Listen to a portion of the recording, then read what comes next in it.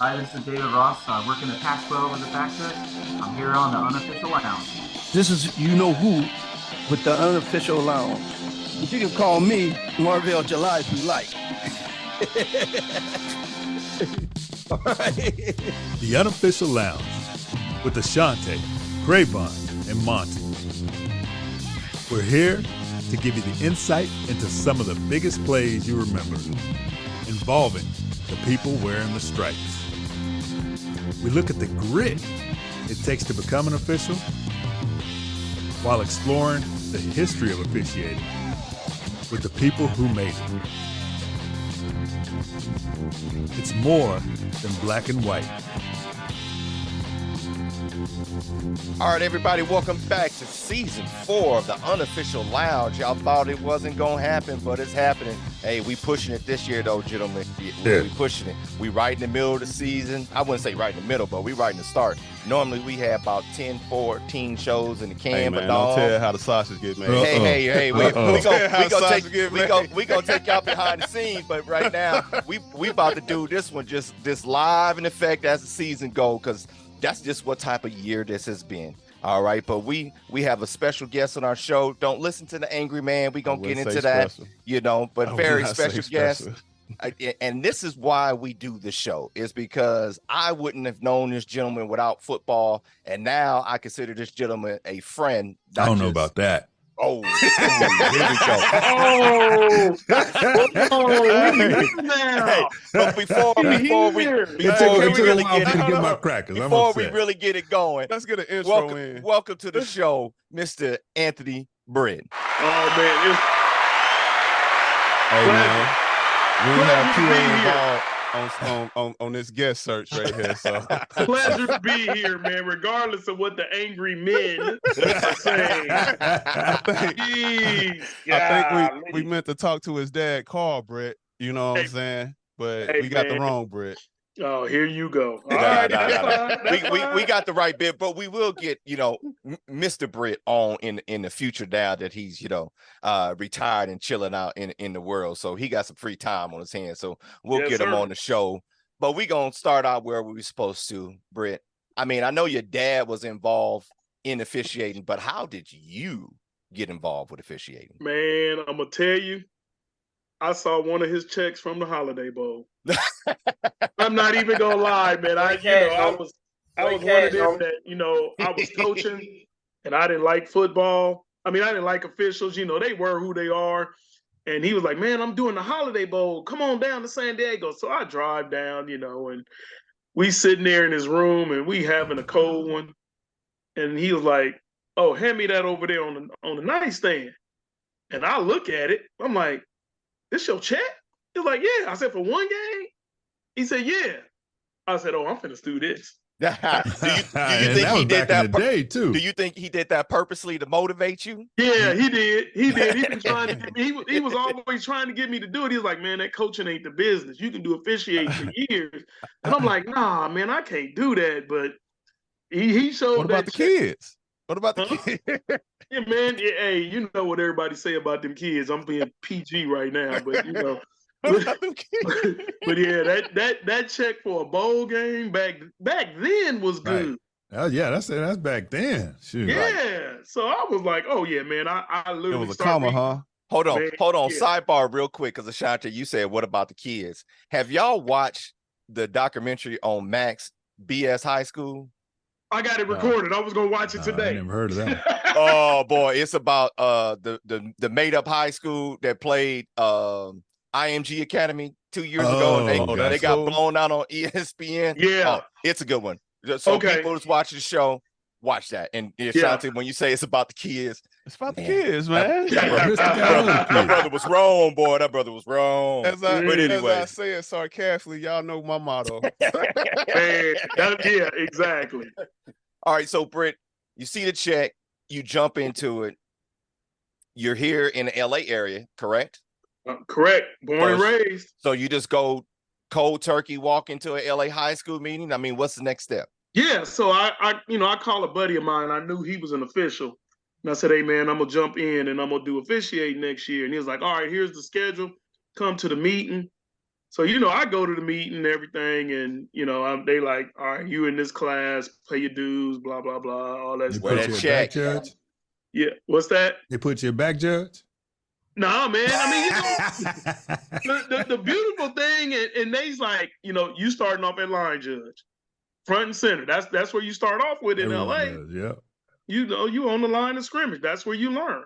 And I was like, well, I knew my dad was an umpire, so I'm like, nah, man, I want to do umpire. It's like, you got to learn first, So I'm out there. He done gave me all his old stuff because he retired. So I'm out there doing scrimmages, which is funny because I'm the only one with a letter on my shirt. Literally. Good. Hold on. You go out there trying to big time, folks. Oh. And don't know what he doing. High school scrimmage. You don't even know what he's doing. He got flags. Man. He got flags with the initials on the it. first scrimmage at Dorsey High School. I'll never forget because Darren Decker came up to me asking who I was. He said, because you got a letter on your shirt. I said, yeah, I do. Wow. Oh, wow. Never gave him money. Oh, man. It was funny, man, but that's what happens. Pops give you all this stuff, and actually to this day, I still carry some of that stuff in my bag. Not like the uniform or any, but like a couple of the bean bags, a bean bag and a flag I carry, just as a reminder, this is where it started from in my bag every single week I go out to do a game. Wow. Right on. That was almost Till felt right there. I felt this spot. Hey, please, not from you, it ain't. Exactly. So, did you do Pop Warner too? Hey, man, that was the only thing I wanted to do. It was Pop Warner. You making $300-400 a weekend, and it was like, oh man, this is cool. I'm just making some money. Because at the end of the day, I knew you could make a living off of this, but you can make some serious play money. And so I was hanging out, man. I'm like, man, let me go do these Pop Warner. I'm at the house on Saturday. Let me go get this play money and $400 on the weekend. And it was cool, but I actually learned, the guy I did Pop Warner from, I learned a lot from him, and to this day, I tell everybody I learned a lot from that dude about mechanics. What's that dude name? If you learned a lot from dude name, believe it or not, and he only does high school, his name Joel Neems, man. Joel was a cool guy. Joel taught me a lot about mechanics and, how to sell a foul.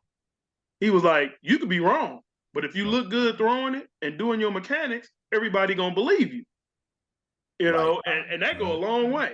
It's always great to have a vet there that's not trying to push somebody to the next level the first day that they out there, but just, hey, this is how you need to do this to come out here every single weekend and survive and be good at it too. Right. Not just BSing, but be good at it, survive. And when I say survive, it's we ain't getting shot at, bro.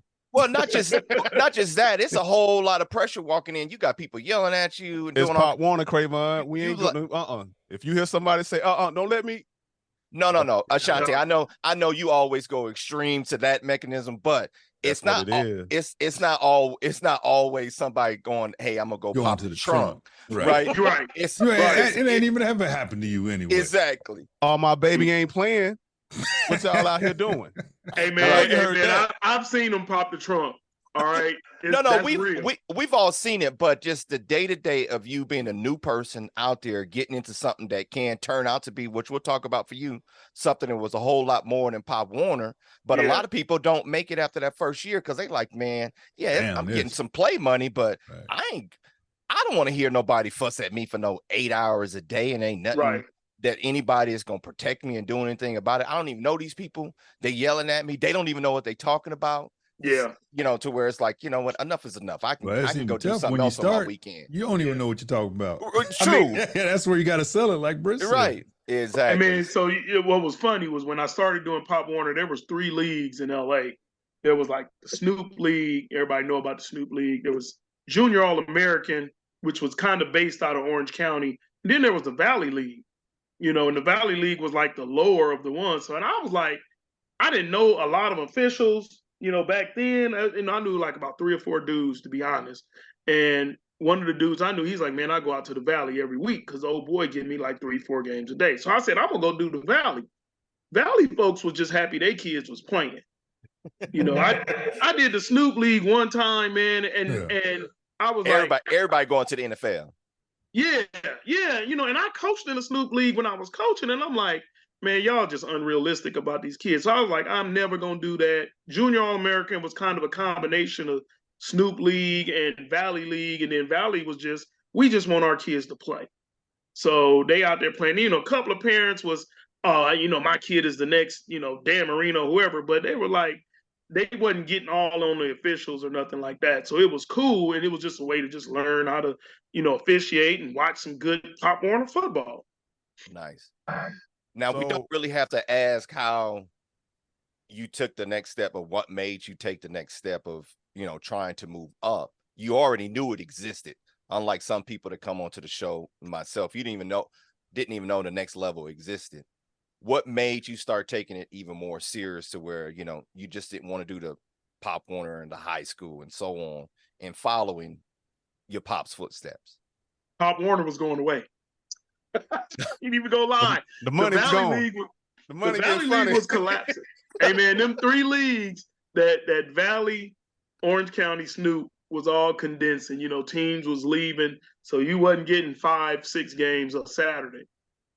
So my pops was like, man, well, why don't you, go to a clinic? He was going to, no, I won a scholarship through my unit to go to Fresno. They used to have a clinic. Oh, you is old. Yeah. Good old Fresno clinic. Yeah, they used to have a clinic. Where great careers start. Ashanti wouldn't know about that. Right, yeah. Because he was the first one. What you talking about? Nah, great careers start. Be honest, I was the last one in LA to go to that. Right. Honestly, and it ended after that. That's when they changed all the rules. But I went there, I was up there with other officials, and I'm like, all right, I thought my mechanics was at least sound. And everybody there is working on mechanics. And I'm like, yeah, okay. All right. And, and it was no big deal to me. I didn't really care. I just wanted to make some money. I was away. I was in Fresno. You sound like a high value prostitute. You just want to make some money. Hey, man. I had a real job. So that football money was play money. And that's how they selling feet on OnlyFans. Man, hey, see, what you know about that? But I went, and it was like, whatever. Pops, Pops was kind of in my ear, but he's not the type that'll just push. You ought to go do this. You ought to go do that. Whatever. He's real subtle with how he did things. He was like, "What you think? Who'd you meet?" And I didn't know nothing about meeting people because I wasn't really the social butterfly kind of person. I call BS on that. Oh no, seriously, bro. Seriously. Well, y'all talk about me. Now we may know why him and Ashanti hit it off. Man, please don't ask me about that one. Please don't ask me about me and him, because that's a whole story in itself. Oh, we'll get to it. Yeah. Hey, man, that stuff is all fabrication. But yeah, I just went there, and he was like, well, the next year he was like, well, I'm going to this camp. That's, he had kind of got involved with the pack. And he was like, I'm going to this camp up in Utah. Why don't you just come? Me can hang out. That's how he sold it. But he going to the clinician, right? Yeah. Right. He sold it to me as we gonna hang out. That's how he sold it. So I'm like, all right. So I'm up there, whatever. And that was like my that was your first year going to tape. That was my first year going to tape. Believe it or not, and I met you. That was the other thing about it. So we're sorry. Sorry. Right. Sorry. My life got messed up too. Oh man. Let me just tell y'all this. When the tape crew list came out. Oh Lord. And I had dudes in LA saying, man, who crew you on? Blah, blah, blah. And they got the one name, Ashante Jordan. They was like, man, you are not gonna like this dude. Man, nobody don't like me. What you talking about? I don't like me. And it was multiple guys. It wasn't one. It's multiple guys. You are not gonna like this dude, man. This dude is a butthole and all of this. No, you can say you're an asshole. Yeah. I was like, I don't even know this dude. That's hard. Man. That's hard. I kid you not, man. It was like, so I went in already with a negative attitude toward this brother, man. See what I'm saying? People change, people perception. You know hey, what I'm saying? He didn't help it. Just laugh. He didn't help it. He didn't help it. I didn't. He didn't help it. No, everything's true. So everything's true. So Britt. So Wait a minute. All right, let me get myself to grip. He caught off guard. So you going to take counsel, okay, to hang out with Pops. Yeah.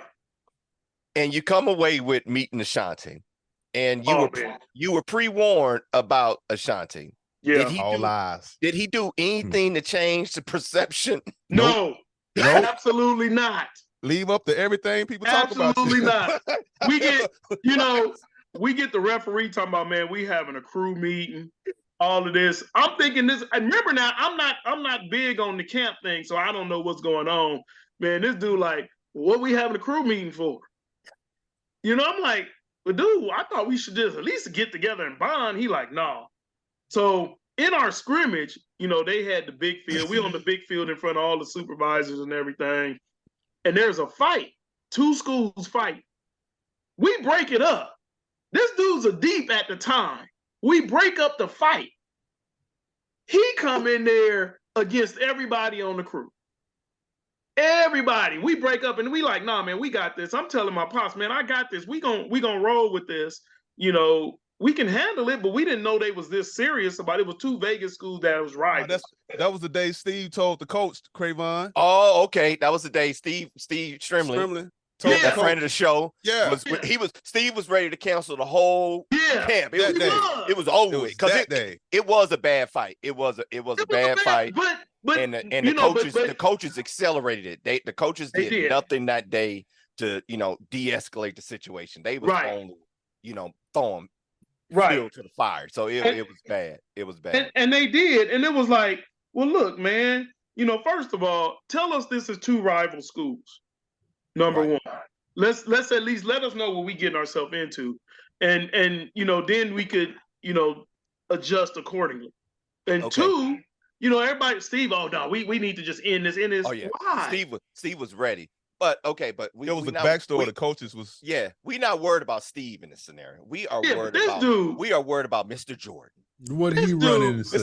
This ain't my episode. Hold on, what did he run in and say? This dude comes in, man, and we like, me and the referee is like, because I got this strong personality. It's like, oh, y'all want to fight? Okay, y'all can fight, but y'all ain't gonna fight while we out here.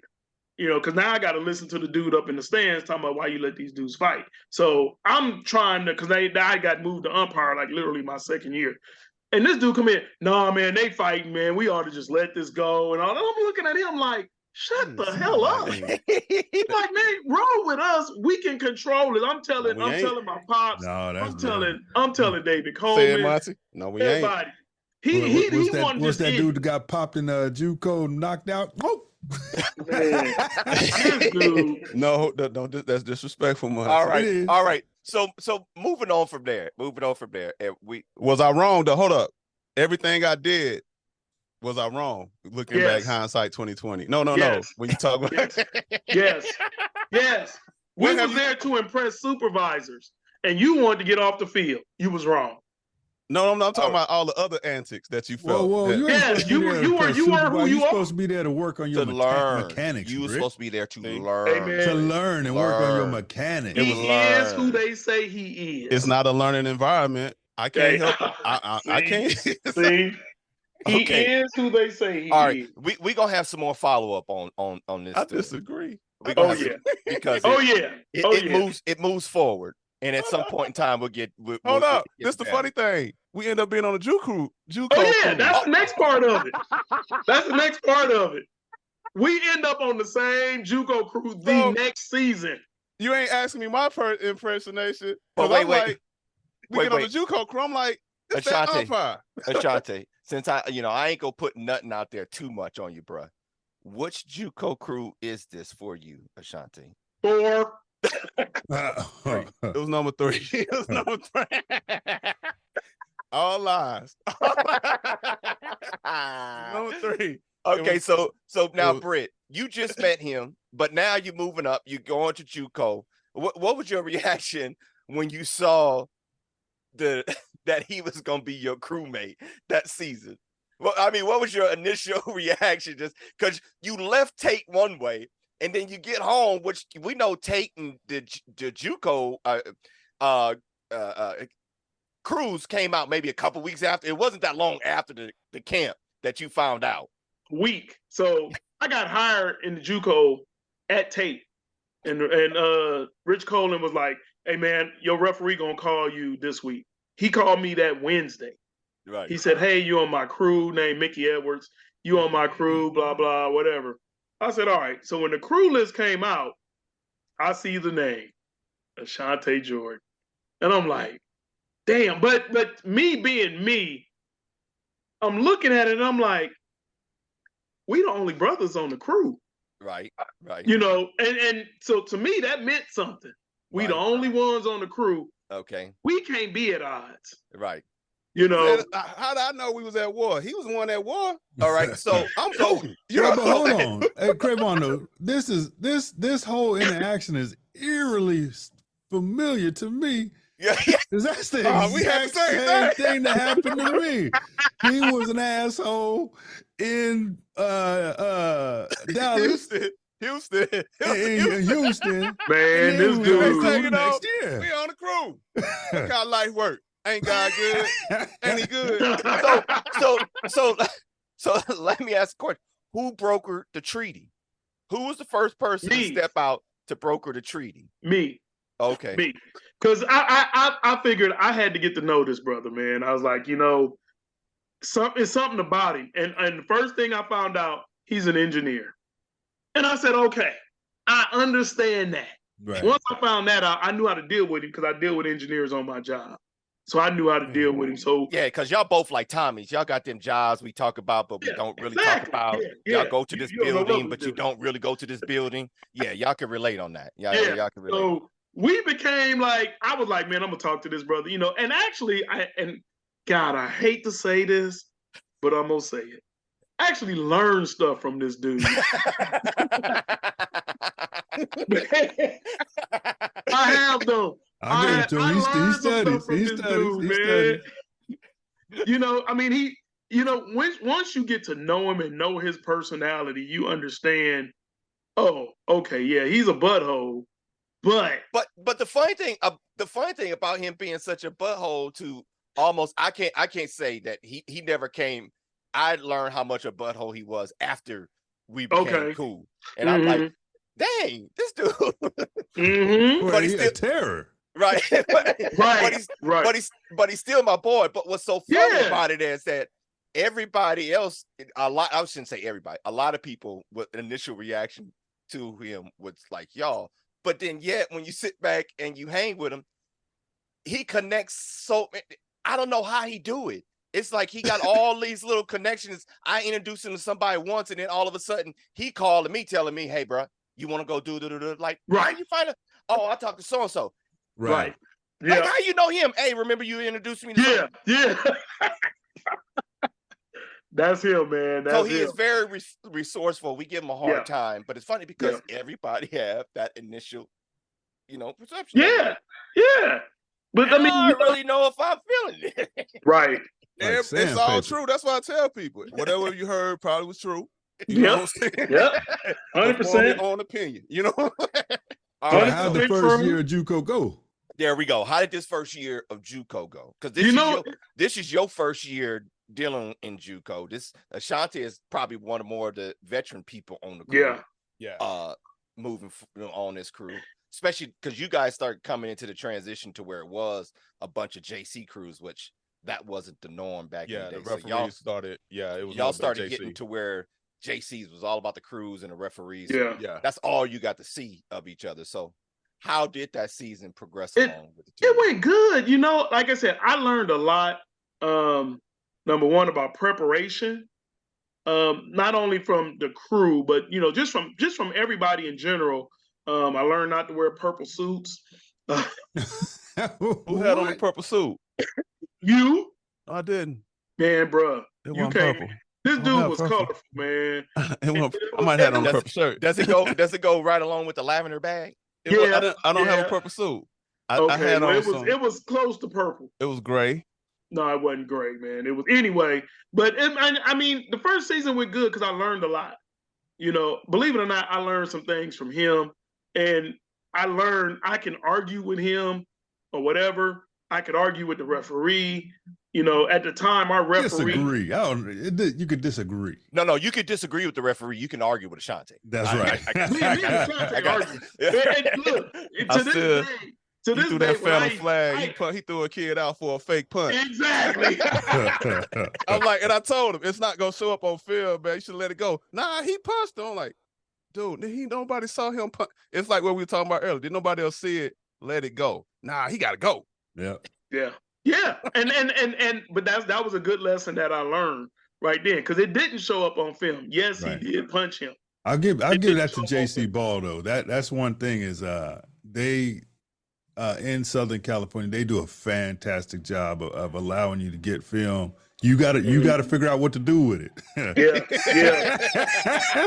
And that was the key. Repeat that, Monty. Repeat that part. They'll give you the resources, right, and you got to figure out what to do with it. But you do have it at your disposal, and I think the best training ground in the country if you know what to do with it. Yeah, Ashante. I think it was after that we were in D3, but that's where really started all this mess. Is sitting there watching film and studying. So everybody, film. Bro, I didn't know nothing about watching film until then. Right. You know, It was like, film? What? I'm going to watch the game that I just officiated? Okay, but again, talking to this dude. Now, Britt, correct me if I'm wrong. Knowing your pops, because I was introduced to your pops before I really got to know you, because your initiation into the Ashante world of all of this at State Council, your dad was already working with the Pac-12. He actually was a supervisor on my first game in the Pac-12, so I got to interact with him already. But correct me if I'm wrong, he assisted you in your officiating career, but he kind of always did it at a distance, per se, like let you figure it out. And when you want to come to him, you can come to him, but he never was the one that's like, hey, you need to do this, you need to watch film, you need to do this. It was like, you found out about it and then probably later on called him like, hey, Pops, we've been watching film, you excited about it, and you just talking to him as boys. Because I look at you two as like me and my dad's relationship. We boys. We have a tremendous, I respect him, I'm not going to do anything, but that's my guy. Like, we can go hang out at the bar, we can travel together. That's my guy. So you're calling him, just talking, interacting like that. And then he may give you a couple more steps forward from there, but he's not initiating. He never pushed me to do it. Right. It was okay, do it, see if you like it. And then I would tell him stuff that I'm learning and stuff like that. And then he put his 2 cents in. Now me, I'm like, why you didn't tell me this already? That's that old school mentality. Right. You got to show interest for you got to show some scrape your scrape. Right. I mean, tell me about watching film and little things like that. And he's like, nah, you got to learn it on your own. Right. Get some skin in the game first before I go out here. And I started. We used to watch film together. I would go up to his house, because he lived in Vegas. I would roll up there and, pull up the film. What you think about this? And first thing he'd ask me, what you think? And I'd give him my opinion. And he's like, okay, now think about it like this. And I'm like, oh, okay. All right. So, I mean, it's cool. It was just, it's different, but I'm used to it because we've always been that way. Okay. So you do your first year of Southern California Community College, my 1 PC version. I'm going to keep saying JUCO from here on out. Yep. How does the career progress on? Do you now go to another camp that next off season? Yeah. So, and this was the hard one, but so Pops tells me, look, these camps take all your money, all your fun money. Well, there you go. You don't have to go to a bunch of camps because everybody pushing camps. He's like, hey man, you only go to a couple of camps, 2 at the most every year. That's it. He said, but I want you to go to this. I love your pops. That's not the money. Pops. That's not the money, Britt. We promote all camps on this podcast. Every podcast, every camp is podcast friendly. Great cash, homie. He tells me, we met at Tate Council. I met Harold Mitchell. And Harold Mitchell. Senior. Yeah, I'm sorry, Harold Mitchell Senior. And me and him had a kind of a love-hate relationship at Tate Council, because Harold Mitchell was like, he didn't know my name. He knew who I was because he knew my dad, but he was like, he literally called me all camp at Tate the fat guy. Oh, goodness. Yeah, that was what it was. And that was nice. Yeah, that was nice. So, but whatever. But I learned later on, what he was doing with that, and it was fine. So the next year, I went to his camp. Well, hold on. What was he doing? He was trying to get me to lose weight. Oh, okay. Don't try and blow over it. That was his way of saying, you too heavy, So that was his way of saying it. So the next year I go to his camp, and my dad's down there. It's a whole bunch of officials.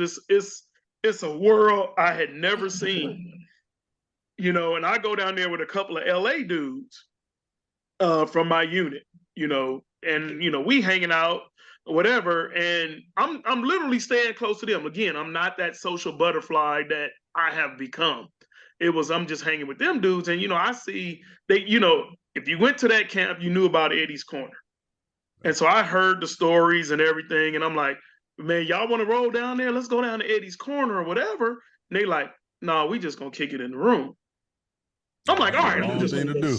Man. Hey, that's a waste of your camp money right there. At that time. So I did not know that, Monty. I'm serious, man. And so I said, well, man, I just want to see, so I can say, yeah, I know what it is. I've been down there, whatever. And, Shante was there. So, I could speak to him. It was somebody I knew I could kind of, coordinate with. My pops was down there. And then all of a sudden I just started just meeting guys. I didn't realize people was as friendly as they were. Right. And so I'm just started meeting folks and talking, and you see some people that but you don't know. So you just getting to know them. And it was cool to just kind of get to know people like that. And that's kind of what brought me out of my shell. I'm going to just get to know these folks. And I got hired, in the SWAT after that. Okay, all right. But yeah, it's just one of them things. It was like, dang, okay, and part of me was like, so let me back this up a little bit. Me and my dad with the camps, we never let everyone know we were father and son. Of course, if you they can look at you. What you talking about? But they was never together. They were never together. They never was together. Together. Never together. Yeah. You would never see us together. We would, as soon as we get there, we went our separate ways until it was time to leave. He was like Schwarzenegger last child, you know what I'm saying? Yeah. Yeah, because my thing was I didn't want him to help me. I didn't want, I started learning about the business, and talking to folks that, sometimes it's who you know and they gonna take care of you because of who you are. I didn't want that. If I'm gonna do it, I want to be good enough to do it on my own. Now, hold on, sidebar real quick. Were you weren't there because this happened in Houston the night that we had your father convinced that the waitress was his daughter? He wasn't with us. He wasn't with us. You weren't with us, right? I wasn't with you. He was there, but he was there though. Yeah, he was there. He wasn't there. He didn't go. Right. Everybody didn't get that Papados invite. Yeah, I didn't get the Papados invite. I was hanging with the LA dudes. But that kind of proves that y'all didn't roll together because it was probably Ashante, 10 of us, if not more, at dinner at the table. At dinner that night, and Britt was not there with us, even though his dad was right there with us. Yeah. And we were just harassing him the whole night. So sorry. So you get hired into the SWAC. How much of a culture shock was that for you the first game in the SWAC? I wasn't worried about the culture shock because number one, like my family's from Alabama.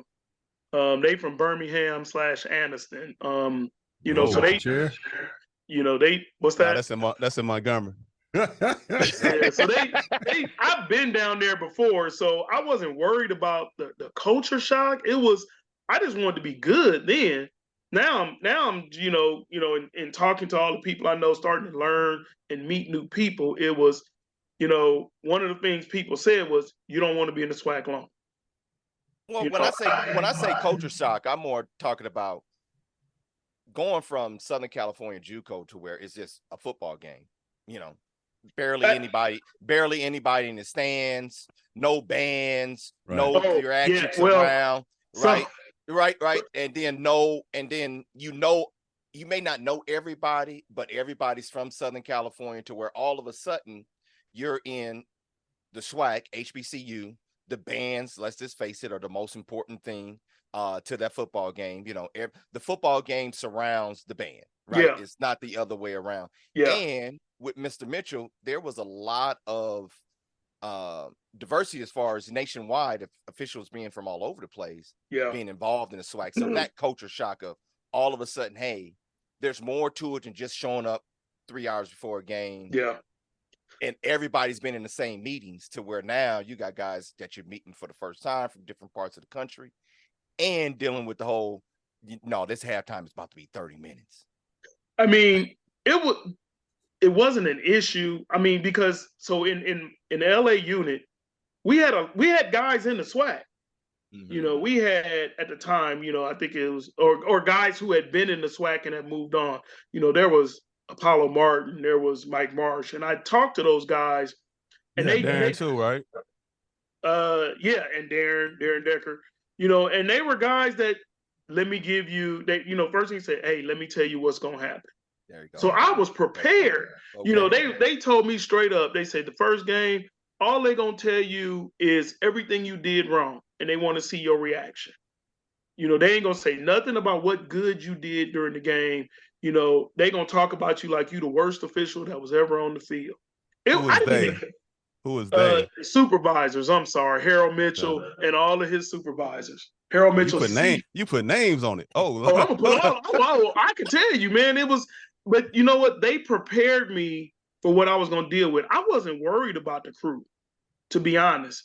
I didn't know. I knew of names like Joe Green was on my crew, Chris Mayer, those are two Southern California guys, but I didn't know them as people, but I didn't care about the crew, because to me, it was all about me.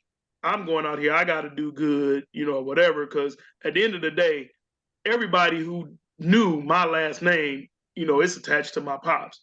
So now I got to go out here and I got to kind of show out and everything and just do good.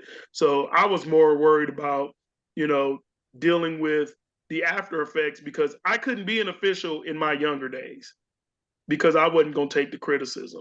I was going to clap back at folks and everything. Yeah, be ready. Because this was my got the bad attitude. Oh yeah, I got bad attitude, man. But he admitted to it. Yeah, he admitted to it, right? Yeah, there. Yeah. I learned from a president. Admit to nothing. Andy, admit nothing, deny everything. Huh? Yes, sir. Yeah, it was one of the things I couldn't do in my younger years, but as I matured in age, I can take it. So now you in the SWAC, right? And everybody got to start out in the SWAC, developmental.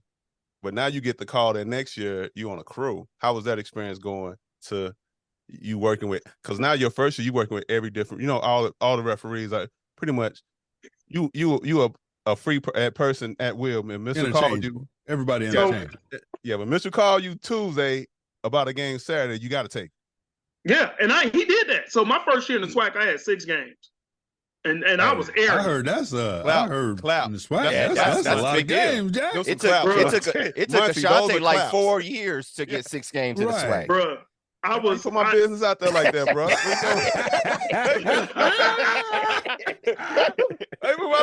This ain't my show, So let me tell you, my first year in the SWAC, I did 6 games, and I was the umpire on the playoff crew. So, he had the 2 crews. We didn't get to work a game, but if we did, I would have been the umpire. I was arrogant as hell. I'm not even gonna lie. And it was like, all right, cool. What's next? And the next year, I go to the camp because Harold Mitchell Sr. had made you, if you were in the SWAC, go to his camp every year. That was just involuntary told. Yeah, you was involuntary told. So again, I'm not the social butterfly. I don't know everybody. I know names, and I can't even put names and faces. So I'm at his camp and whatever, and I forget my hat in the room. I run back to the room. I come back, and I'm walking, and I see Eddie Kelly, walking to where we all going to lunch. And, Eddie Kelly, his favorite word when he talked to you, hey, MF. Hey, MF. Hey. And I'm like, hey, you know, and I really don't know who he is. I know the name, but I couldn't put the name in the face. He said, welcome to my crew. I'll call you next week. Oh, there you go. Okay. Yeah, he got thrust in the limelight soon. Okay. But hold up. Let's talk about it. So your first experience going into the SWAC, the umpire was behind, right? Yes. So you had to run a lot. That's why he called him fat, because the umpires had to run a lot. Yeah. But I never, it was funny. After my first game, just so you know, Mitchell was like, it was hot. I had Alabama State and Tuskegee, which is a rivalry back then, didn't know nothing about. And he was like, I thought you was gonna pass out up there. And I told him, man, you know, because it was like 90 degrees, it was humid. I'm like, bruh. I told him, I said, oh, I ain't no quitter. First of all, you will never see me pass out. You know, I'm gonna finish the game, and I'm gonna try to look as much as I did as I started, then I ended. You know, I said it's just one of them things. You know, so but yeah, I was in the backfield the first year. The second year, I was in the backfield again. You know, and it was that's how I kind of learned center judge position. It was how to look at stuff and everything. Did you really learn it? Yes, I did. Yes, I did. But what's cool right now? What's cool about that though is you found out from Eddie at the camp. So was that at the beginning of the camp, at the end? Because I'm sure that just changed the whole vibe of the camp for you. Right, it was right in the middle. Okay. It literally was like right. It was like, oh, that's before Katie. That was before going to Katie. Yes, because when I went to Katie, I didn't even get on the field. I'm like, I ain't messing nothing up. I ain't gonna get fired on my day off. Y'all take all them snaps. Put it this way, I went back into the lunchroom, and Tony Ross I had worked 3 games with Tony Ross my first year. So that was like the guy I would go ask questions to. I said, Tony, I just told Eddie Kelly just told me I'm on his crew. He's like, what? Are you serious? He's like, damn, boy, you're going to get some good games. I said, okay. So now I understood the whole Eddie Kelly persona and everything like that. He's the national supervisor for the reason. He was the mayor of the SWAC. Yes, he was. So we get to Katie, and I'm sitting in the stands with Tony Ross, and he like, Tony had a fun night the night before. So we just kind of hanging out, and he's like, hey, man, if I was you, I wouldn't even go on that field. You're on Eddie Kelly crew. You don't have nothing else to prove. And so I didn't. I didn't get on the field. I sat there. Katie is a recovery morning for a lot of people. Yes, it is. Oh, yes, it is. It was. Yeah, it is. Yeah. You know, Monty would know strolling in late. both times he was at the camp. Oh, man. So, yeah, man, my second year in the SWAC, I was on Eddie Kelly's crew of all crews. So now that means you work in Eddie Kelly's crew. Who was on that? You had Dion you had all the classics. All the classics, getting paid on time. Great cash, homie. We ain't gonna talk about the money, bro. Great cash, homie. If you've been in the SWAC, you understand it. But no, getting paid on time. Right. But also just learning. You're talking family business outside the house. Hey man, it's all good. You know, I learned a lot from Eddie. The gamesmanship and how to work the game. Yeah. Eddie's rule was we don't have 3-hour games. He cussed me out the very first game. Literally, we had the SWAC MEAC Challenge. That was my first game with him, SWAC MEAC Challenge. And he cussed me out on the field, literally, because I was holding the ball, waiting on the chain crew to get set. Right. Eddie was, if the box is down, he rolling the clock. And I'm holding the ball, waiting on the chains, and I could hear Eddie and his favorite words, AMF, put the GD ball down so we can go. So, you know, but you know, just learning from him, the other guys on the crew, you know, I had some West Coast guys. I had Deion Spinard, Hector Arias. It was another one. It was actually 4. Oh, Joe Green, but you know, but Joe was the same year as me, so we were both new, you know, on that crew. But yeah, it was learning from Hector and Deion, Marty Adams. Hey man, I learned a whole lot. I learned probably more that one year than I've learned in any year ever, during football. Britt, At with that- that, with that, you have a lot more travel and stuff going on. So how is this work wise? And doing the more I know you travel for work, but how is adding this traveling for games on Saturday and you working for Eddie? That means you probably went out 13, 14 weeks straight. Yeah, every week, every somewhere. week. Off. How is this now, affecting work and dealing with that, making that adjustment? So with work, the only cool thing is my bosses was football fans. And they were like, "You gonna be on TV?" I'm like, "Yeah, probably not a channel y'all gonna watch." or even can watch? Yeah, exactly. Right. I said, do y'all get BET or what? But they were cool. I mean, they were like, "Hey man, get everything done Monday through Thursday." Okay. Because when you go to a SWAC, you leaving on Thursday night, red eye flights. Yeah, because Mitchell policy was don't take the last flight out if you're on the West Coast. He wanted you either be on the first thing, because he don't want an excuse that why you're not there at 5 o'clock. Right. Yeah, so you had to be on. Yep, you had to. So it was tell that heck the travel story about. No. We gonna lead that to somebody else. No. We ain't going down that. To experience it. It was Britt. Were you involved other than a witness? Because it goes to the story of, all right, you see what I'm saying? This is how history get rewritten. You know what I'm saying? People like Craven. What? Did Britt freeze up? Say that again. I think it froze. Say that again. Good. Let's move on. Yeah, we're moving on. Don't worry about history get rewritten. No, you know what I'm saying? No, man, come on, man. Come on. No. We're good. We good. So, Britt, how many years did you end up doing in the SWAC? 3. 3 years. Did you think? So did you think the SWAC was gonna be? When you got to the FCS? What level did you think you was gonna be at? What was your goal?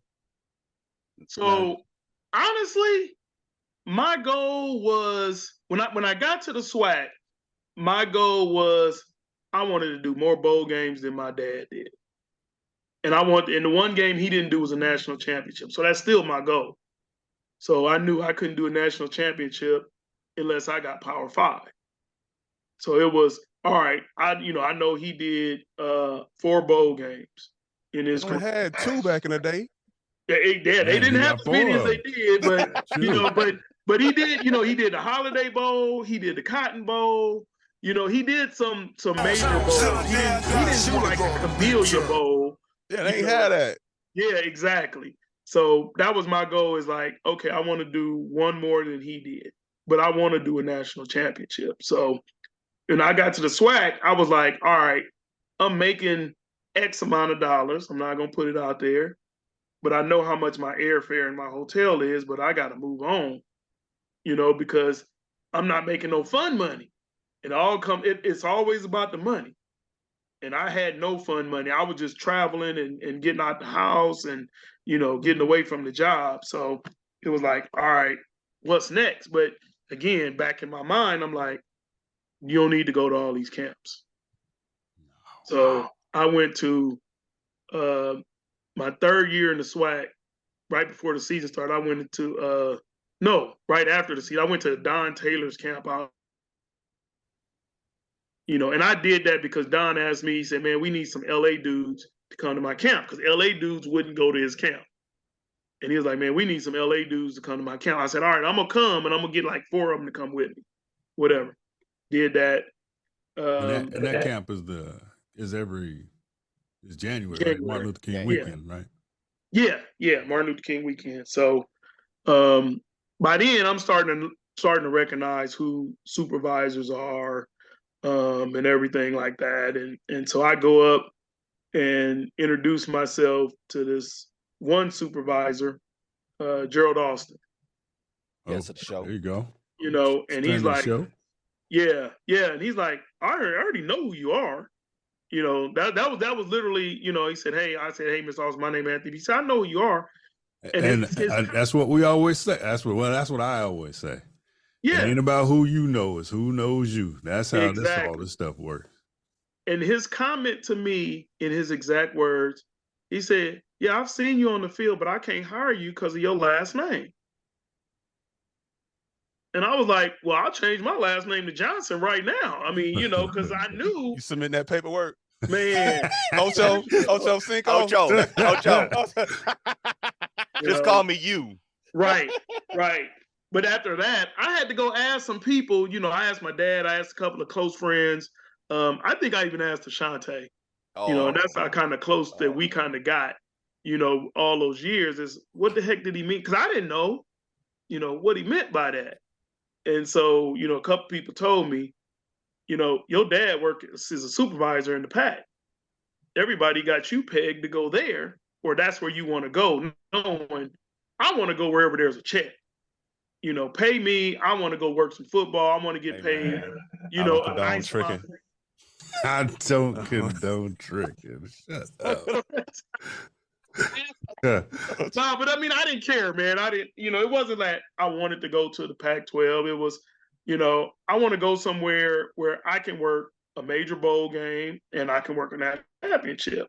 It was it. I didn't care if it was Pac-12, Big 12, or anything like that. I just wanted to go somewhere where I can get the opportunities.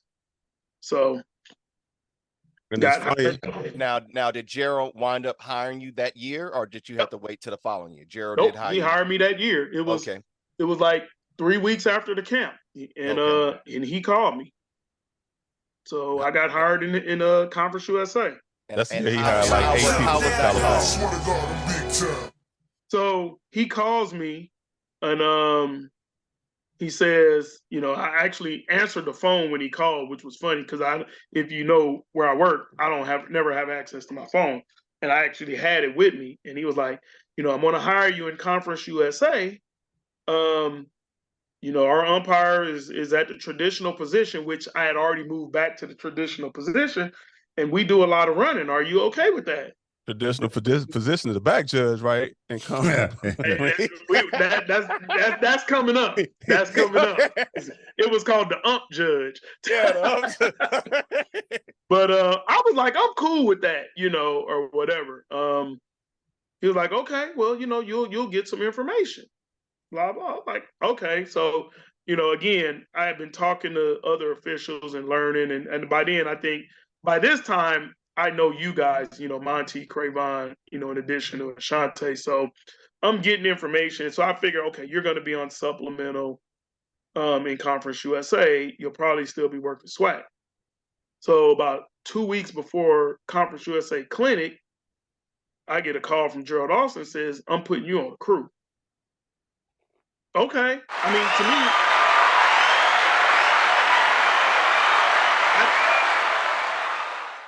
I didn't understand. I mean, later on I found out why, but I didn't understand. I was like, okay, fine, because I want to work every week. I'm greedy like that. So, he put me on the crew. And then next thing you know, Who was the referee? My referee was Billy D. Williams. Billy D. Yeah, but now we're in COVID. Yeah, now we're in COVID though, so we don't even know if we having a season. Yeah. Okay. So, we do that COVID year count twice because it was a spring and a fall in the spring? We didn't have a spring. We only had fall. Right. So we out there and doing games in COVID or whatever, and it was different, man. That was something I don't wish on nobody. How was that electric whistle? I saw mine yesterday. I was going through my stuff when I was heading to Frisco. How that electric whistle work? I just took mine out my bag. I was like, I guess I don't need this no more. Let you lose your voice. From an umpire perspective, that was the worst thing in the world invented, because you trying to kill the clock blowing that thing and it wasn't loud, and you running in there and players are snapping the ball and running around you, man, that's the scariest thing in the world. So, but it was either use the electric whistle or wear the whistle that was in the mask with the little pouch. Yeah. I had my electric. Yeah, I did too. Exactly. Yeah, that year was one to forget, I think, for everybody involved in college football. So pretty quick though, you progressing up once you got into it. I think you really understood what was going on. You had a lot of people had a mentor that you were able to talk to. You had mentors. You had your father there that you could reach out to. So you had a pretty quick progression up once you decide to take that path. Well, once youth football money was stopping on you and you decide that you have to go find another resource. Money got slow. Right. Funds get slow. Yes, sir. Yes, it did. Start tapping them pockets. That's when the best decisions get made when the money low. That's right. But once again, you're jumping in. So now though, you walked into the SWAC having a lot of people from Southern California being involved in the SWAC. So you kind of had a little understanding what was that was going to be about walking in. Conference USA, it's not too many of us from the West Coast that ever had the opportunity to work for Gerald Austin and go into Conference USA. How was it walking into that situation your first year into Conference? Yeah, because Gerald Austin said I was one camp away. He did. We have that recorded. He didn't say which camp. Right. He didn't say which one. He didn't say which camp. But you there, huh? Now that was different because it's not a lot of West Coast people that was in Conference USA. And where in Conference USA is where I really learned how people feel about where you come from in the United States. And what I mean, how this business gets so territorial. Yeah. Yes. I mean, everybody loved Texas. That's great. Everybody loved the South. Everybody loved the East, the Midwest, but the West Coast. Oh man, I mean, I think, in my opinion, Great cash, homie. Did you walk up there like Sauce Awards? Hold I was about to say, did you walk up there like Suge Knight? Right. Oh man. Oh, I dancing in the video like Suge Knight. You want to be dancing in the video? This ain't the 96 Sauce Awards, bro. Yo, Taylor, I'm really happy for you. I'll let you finish. Like Suge Knight, but that's when I learned, they question the quality officials that come from the West Coast. But for the West Coast, they wouldn't get them their pants tailored. But a lot of it, is brought on by who've come before us from the West Coast. Right. And I'm gonna let that story go. Yeah. Stop, bro. Moving on. We all in a position to try to get new jobs. Right. Right. So now, and hold up. Cravon, let's talk about the experience now he is come for USA. How's he's getting the opportunity to work Pac-12 games, that Pac opportunity. What, as far as like his ODP, fill in games and all that? Because I know he saw Dion getting them. So how did you trying to get that taste of the money? Because you all about the money, right? See, he want to pat himself on the shoulder, man. That's what this is. That's all this is. I ain't even gonna lie. Right. I talked to him. I talked to Ashante. Shante introduced me to Monty, introduced me to you, Cravon. And it was just getting to know people, and then he introduced me to the Godfather. I mean, I met the Godfather before, and the Godfather being Chuck Stewart, and Chuck and my dad was real tight. Still real tight. Yeah, they still real tight. Real tight. On and off the field. And I honestly don't know. I asked Chuck one day, I said, hey, how can I work a USC practice? I just want to get better. Next thing I know, that's the story you told him. You got to start with that, Monty. You got to be humble. Got to be humble. Honestly, I didn't know you got paid for the practices. You still don't. Yeah, I didn't know. I literally did not find out till I got a check in the mail, and I called Ashante one day and said, hey, man, I got a check from this dude. He said, yeah, you get paid for that. Britt. We don't talk about that. My bad. Okay, well, bleep that out. I want to talk about. But yeah, it started with my pops and getting to know Chuck, and knowing who he was, and and learning from him, from you, Cravon, from Monty, still from Ashante, just learning from guys who've been doing this a lot longer than me. The big thing is showing them you can listen and take it in. That's the big thing. Oh, yeah. I mean, as much of an arrogant fool I am, I know how to listen. That's right. Because I always know there's somebody better, the people who've been doing it longer. is they got the experience. I know that, but I'm gonna be arrogant when I'm gonna be arrogant, but I know when to turn it off and say, man, I'm gonna listen to these dudes. Certain dudes gonna tell me something and I'm gonna shut up and listen. Certain ones gonna say something and I'm gonna just ignore them. You know this being recorded, right? Yeah, I know. Hey, it's honest. It's honest. It's the way it's the way it is. Everybody can, throw you something out there, and you got to decide what works for you and what works best for you, and that's just how it goes. So how many years were you working split kind of Conference USA pack? No, it was never a split, right? Never a split. But he was picking up a game or two, right? So I worked 3 years. I'll give you that. I worked 3 years total in Conference USA. My second year, I got one pack game, and then man. So that's a pretty quick. So you was about 3 years. You come? Yeah, he was 3 years. Literally 3 is my number. Conference USA. We not gonna put his business out there, but he climbed pretty quick once he decided. That lets you know if you put yourself out there on that block, it's gonna come work out for you in the end. Yeah. The majority of it is listening, though. Is listening to what people talk. Exactly. You work in Conference USA. You're filling in for some pack. You feel your career is progressing up. This off season come, and we know now the timing of the show. It's a little. I'm gonna be honest. It's a little bittersweet, right? You get the call from the pack, and now we know what all of this. The pack disappeared overnight, in a sense on us. But how was it, this off season, getting that call or coming into the Power 5 to where now you were at that place to where you can work that national championship that you are trying to achieve? So that was like one of the top calls I ever got.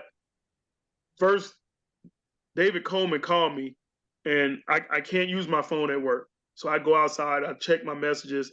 Me and the angry man have been having conversations. Hey, man, we had a debate. I told him how I would get the call versus how he would get the call. Yeah.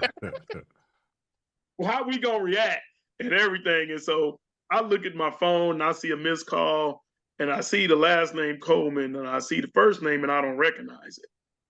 And I'm like, I don't know who this is. I'm thinking it's spam, whatever. And I keep looking at the last name and I'm like, let me listen to the message. So I call back, he don't answer. And I got a meeting. I said, hey, I got a meeting in 5 minutes. Can you call me back? I go in. Nervous now. Huh? He nervous now. I'm nervous. I'm in a meeting, man. And I'm like, hey, can we hurry up this meeting, get it over with? I'm at work. I'm running out the meeting. He called back. He said, I need you to call me. I called and he was like, I want to welcome you, to the Pac-12. And man, that call was, that was a real wonderful call because, you work hard to get to the level that you want to get to, and you're doing everything, you listening to, side jokes and you got to lose weight. You got to do this, you got to do that. And you're working hard to try to achieve it. And it was like, all right, I made it, so, naturally first call was to my dad. And then I sent a text right when I was calling him to y'all. I said something smart, didn't I? Yes, you did. As well you should. But it was, it was like, because, I wanted to share it, with people that's helped me along the way. Hey man, I got this call. Not only I got that call from me, but to let my boy know, hey man, calls is going out. Because me and Ashante talked about it, man, a lot about getting to this level. Back in the JUCO days, to be honest, about what we can do to get to, the Power 5. And that's just one of the things, we always talked about, man, what we gonna do, how we gonna get better, pushing each other, him really more pushing me because he always got something to say. Were you like me though, and hopes that not only Ashante got called last, all the calls go out, and then the day he was over, right, like the day was over, And then he had to wait till the next day, but he was the last person. I told him to his face. I said, I'm hoping you get the call. I really want you to get the call. I want you to get in. You know, you my boy. We've been working hard to get there. But I told him flat out, I said, I want you to be the last person. I want all the text messages to go around. Everybody just too. He was sweating. Oh man. Let me tell you about this. I don't know what the logic was when I got my call, but I got my call and literally like nobody else, maybe one other person got their call. We all knew the Pac-12 was hiring a bunch of officials. And so it was like, I got my call, you know, eventually I talked to Ashante, we talk or whatever. He's sitting by the phone. Right. He's like, I know my call He is ain't coming. going to work, sitting in the house, sweating. Man, 1 week go by, and this dude cussing me out on the phone. Damn day we talking. He made it up, bro. He didn't get no call. Like who Hey, come man, on. Ain't no else call went out. Hey, man, the joke was, because I told him, I said, man, I was the first person Coleman called, man. I was #1 draft pick. I said, you Mr. Irrelevant. All right, Purdy. Hey, he's still in the league, you know? Right, there you go. But it was crazy because, you know, it was like, I knew his body of work, you know, and I'm like, he gonna get a call. But then it was like 2 weeks. And I'm like, well, dang, you know, so I'm like, a month went by. He was salty too. A month went by. He was salty. I was in my feelings. Put it this way, the time I got that call, I was celebrating every weekend. But it was like I had to keep it in, you know, because I knew there was other officials out there trying to get this call. Right. And I'm trying to keep in my celebration, but anybody who knew me, I was literally in Vegas every weekend. Yeah, you was. You right. You was in Vegas. Talking about you with your dad. Yeah. Come on. Yeah, me and Pops was hanging out celebrating and everything, man. But, you know, I think I was actually more happy after I got it, you know, when Ashante got his call, you know, a couple other people, Lawrence Dawes. A lot of people don't know, me and Lawrence Dawes' fathers were like really tight. We went to high school together. You know, and so when his dad passed away, you know, it's like Lawrence became like my he was always like my little brother, but he became closer, you know, to me because I was so close to his dad. So I was happy for him and, you know, just in everyone else in general. But with the Angry Man, I was really happy because, you know, this dude to take this full circle though, you know, what I like about this show is that not only do we get a chance to just interact with different officials, but I think it's great when we get to interact with officials that we've been knowing away from the show and got to know even more. So, but let's take this full circle. The Ashante you met at Tate Council now, you know, years later, ain't he still the grumpy man that you met then? Hell yeah! Just understand it better. This ain't my show. You just understand it better. This ain't my show. Understand him now. My show. You know, but to be honest, that's what I tell folks. I was like, hey man, you just gotta understand him. I said, if you ain't never dealt with an engineer, you don't know how to understand this dude, man. I said, but he is the same guy that I met back there at Tate Council. Ain't changed a bit. You know, ain't changed a bit. Hold up. You just understand it better. And I just understand. I know how to deal with him. We appreciate it. That's my boy. You just watch the movie again. You just go back. It's gonna be the same. I will argue for him up and down. You know, that's my guy. You know, whatever. I'm not gonna let nobody else say anything bad unless they know him like I know him. Like you guys can say everything, and I'm gonna agree with you. But protect him. You know, so but he is the same guy. But something I just realized though, Britt, that when we started, because we remember we started at Tate. You remember we did that scrimmage at Oregon where we drove. We had to fly up to Oregon. Yeah. And it was we didn't even think about how we came together. It was just, all right, we here. Let's try to get through this scrimmage. You know what I'm saying? Like, hey, we finally here. It's a Power 5 scrimmage at Oregon, and Coleman came out, and it was like, oh, because we never thought about where we started. It was about we still got this next mountain to get to. Right. And then right. now that But that's when we was on that journey to get here. Yeah. You know, we were talking about it like yearly. But like, we both like, oh man, we doing an Oregon scrimmage. You know what I'm saying? Like, okay. But that was my second one. Oh, but but we did it together. Yeah, you know we did it together. Yeah. So, We did it together. You not behind me, you on the line of scrimmage. I'm on the line.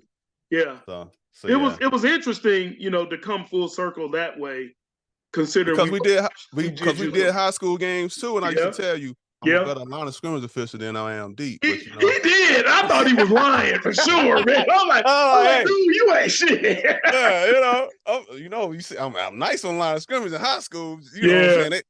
That's what they want me at. So, Britt, on top of all this other stuff you do, tell me about the another thing you do, Savory Bites. Oh, see, cheap. I still ain't got no crackers. So, you don't have none of these? These you got some fantastic flavors. It was like garlic parmesan, a little spice with it. Tell me about these crackers. What else you do there, buddy? So, man, that's strictly my wife's creation. You know, it was a family recipe. And, you know, she used to just do them at parties, and people was like, you ought to sell these. And so she came up with, like, at the time, we only had one. She had one flavor. And so one day she was just experimenting with flavors, and next thing you know, it's 18 now. Oh, goodness. And, you know, so she was like, you know, trying to grow it and everything. And Monty, I apologize. Yeah, you know, I told you I was going to send you some, and it took forever, man. It was like a year ago. Yeah. The bar opened up. I said, man, I'd love to put some crackers out for people. Yeah. You know, so, but yeah, it was just something that started off as a little family thing, you know, when people come over to now, man, she's in like 3 stores down here in LA, little community stores, and, you know, doing like literally today, she's at a jazz festival selling them and everything. So I endorse them. These things are fantastic. They glad you like it. And she literally asked me yesterday, she was like, well, did Monty like the crackers? I'm like, I haven't talked to him. I'm gonna talk to him on Sunday. Oh yeah, no, it's fantastic. We were at Chuck's the first time I tasted them. Yeah, man, them things is all right. What I'm gonna do is try and support. I'm gonna have them out at the bar, but then also take them around to a couple of the little shops we have around here. Coffee shops and stuff. And I appreciate you, man. Anyone wants them, you know, we ship anywhere in the United States. What's the website? thesavorybites.com. Okay. So yeah, man, they're good. I eat them like potato chips.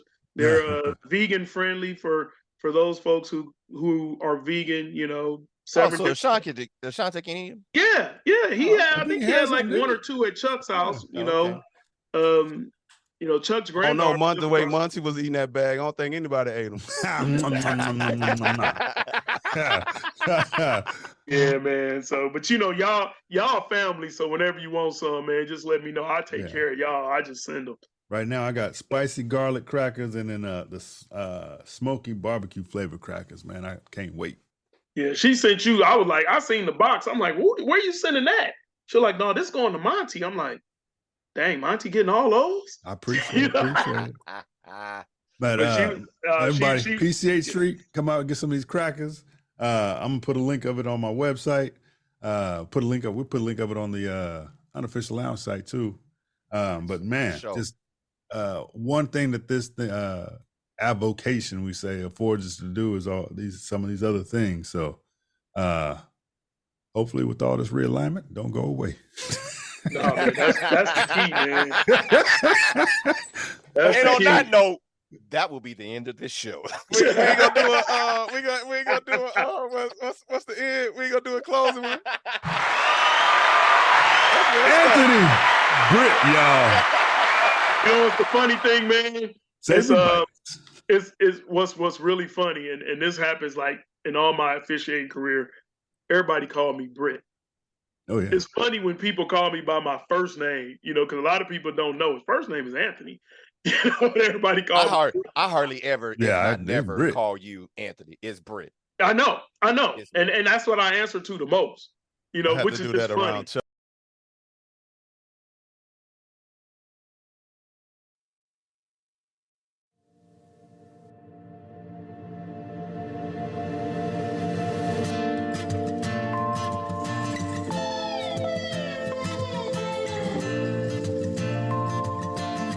next time you're traveling up the picturesque Pacific Coast Highway, join us for happy hour at PCH Street Salon and Wine Lounge. The heart of the Pacific Coast Highway is in Lompoc, California. Thank you for listening to this episode. Remember to please like and subscribe, as the Unofficial Lounge is available on all your podcast streaming outlets, including Apple, Google, Spotify, and Anchor. We look forward to you joining us next time in the Unofficial Lounge.